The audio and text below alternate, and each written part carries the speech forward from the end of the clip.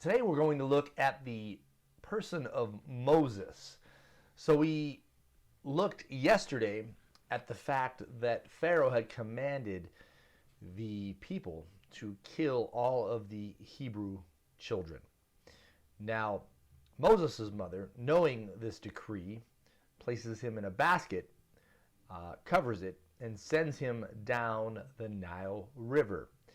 Now, that might sound crazy to you, and surely it is, but probably not as crazy as it would sound. It's not as though it was sending him into a wild, rushing river, perhaps, that we would think of here in America, but rather here in Egypt, the Nile River would be along the banks of where the society would be. So there would be plenty of people, as we see Pharaoh's daughter is, bathing in the water, and people would go there and for all types of things. So the water is a major life source of all these early ancient societies, right? You don't have piped in water and all these things. So rivers and lakes and all these things are what people live by. So the mother sends him down the river in hopes that someone would obviously find him and have compassion on him and care for him, which is exactly what Pharaoh's daughter does. And now I'm sure Moses'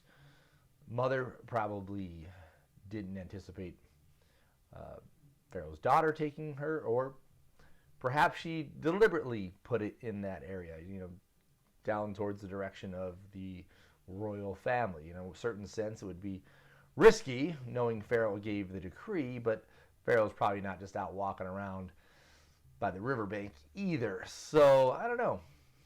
I wonder if perhaps maybe there is a little bit of hopes that he would go to an affluent family. The text doesn't say.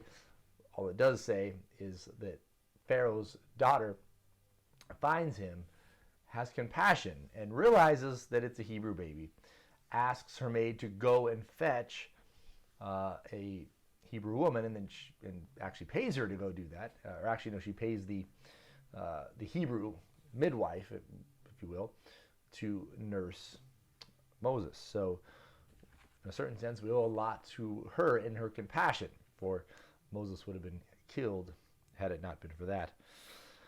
Now, Moses grows up realizing he is a Hebrew. He doesn't say exactly how, but he sees a fight break out, or not really a fight. He sees an Egyptian beating an Israelite, a Hebrew. And remember, Israelite in Hebrew, we use them synonymously, but Israel was a name given to Jacob, so it's the descendants of Jacob, or the descendants of Israel, but they are, I guess, formally known as Hebrews in their ethnic or genetic race, if you will.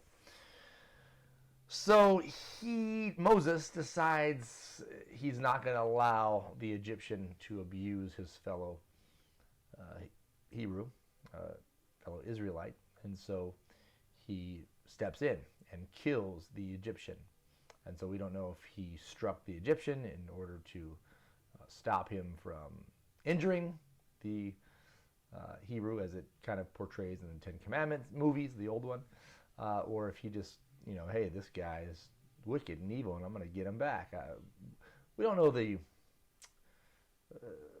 full motive here. It just says that he did plot it. He looks left and right, or this way and that way, as the text says. And our text, I should have mentioned at the beginning, is Exodus 2, 1 through 25. So read that if you have a chance. I'm doing a pretty thorough review of this one. There's a lot in this chapter. So we see Moses is born,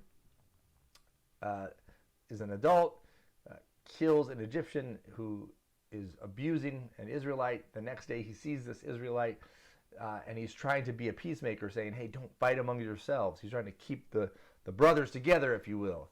And they say, you're going to kill us too? So they don't appreciate his help. They knew what he did to the Egyptians. So when Moses looked this way and that way, he's probably referring to the Egyptians themselves, as he assumed the Israelites aren't going to turn in their persecutors, if you will, right? But they kind of do, or at least they don't have the right attitude toward him, and he knows that it's only a matter of time before they turn him in. And in fact, it says in the very next verse that Pharaoh seeks to kill him once he finds out what happened, but Moses has already fled to Midian. There he finds a wife, has a son whose name is Gershon. Moses' name means out of the water, and Gershon's name means stranger in the land. So these names that are given them aren't arbitrary. They're named literally off of their circumstance. So let's look at the questions. And the last part I should mention is that the Pharaoh dies at the end of the chapter here. So it's a long time span this one chapter covers. These 25 verses cover a lot of time. But the people cry out to God because they're being persecuted. And it says that the Lord hears them. So how did God protect Moses at his birth and begin to train him as a leader? That's the first question. Well, we went over that thoroughly. Right? He protected him in the basket. The Pharaoh's daughter takes him and provides for him, finds a nurse for him. And how did that train him to be a leader? Well, we don't have all the details in that exactly, but we do know that his mother and the Hebrews, his mother probably let him go and interact with the Hebrews to some degree, or he continued close contact with them because he would have been raised definitely in Pharaoh's courts, but we definitely see he has a knowledge of his identity. It's not hidden from him. So exactly how he was trained to be a leader is this question asks. I don't know that the text specifically says, but we could probably assume some things. 2, why did Moses identify with Israel and not Egypt? Well, we could probably think of a lot of things. The book of Hebrews points out that, he considered the sufferings, if you will, of his people rather than live in the courts of the rich and the wealthy of the Egyptians. He understood his identity was with his people, was with God's people. And so he chose that over the riches of Egypt. And so I would assume he chose this identity because he had a certain affinity. That was his people.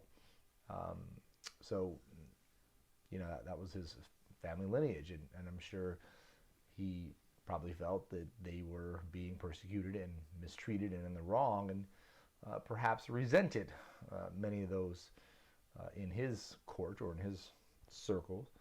And he probably saw the oppression and didn't like it.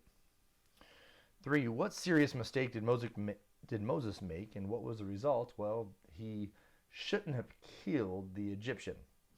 Standing up for evil, or against evil, standing up for someone being mistreated, is not a bad thing for him to.